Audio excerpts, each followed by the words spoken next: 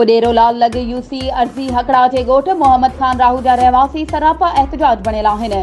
कादिर बख्श राहू, हाजी अरबाब राहू, मुख्तियार राहू, हादी बख्श राहू, हयात राहू, हुसैन राहू ऐं ॿियनि डीसी मटियारी ऐं चूंडियल नुमाइंदनि ख़िलाफ़ एहतजाज कंदे दाहियो आहे त 2 महीननि खां दरबदरी वारी ज़िंदगी गुज़ारण ते मजबूर आहियूं। बरसात सबबि सभु कुझु पाणी जे नज़र थी वियो आहे।